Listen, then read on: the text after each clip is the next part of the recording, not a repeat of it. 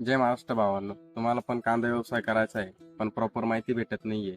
मला एक कॉल आला होता की दादा मला पण कांदा व्यवसाय सुरू करायचा आहे, पण मला सांगितलं की मार्केटमध्ये लायसन पाहिजे ते, किंवा तुम्हाला धंदा करायचा म्हटल्यानंतर खूप सारा पैसा पाहिजेत राहतो.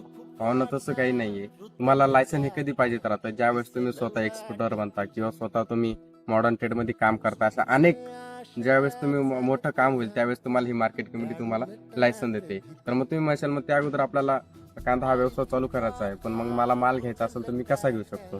तर भावांनो, आपला जवळच्या मार्केटमध्ये जा, तिथे एखाद्या व्यापाऱ्याला भेटा. त्या व्यापाऱ्याला सांगा की सर, आम्ही आता नवीन व्यवसाय सुरू करतोय पण आम्हाला तुमच्या आडतीत माल घ्यायचा आहे. त्यानंतर ते त्यांच्या आडतीत माल घेतील, तो माल आपण पॅक करून व्यवस्थित आपण मॉडर्न ट्रेडमध्ये किंवा डोमेस्टिक क्षेत्रामध्ये तो विक्रीला टाकू शकतो. आता त्याकरता तुम्हाला काय करावं लागेल, कस्टमर शोधावं लागेल. आता कस्टमर कसं शोधायचं हे मी तुम्हाला पुढच्या व्हिडिओमध्ये सांगतोच.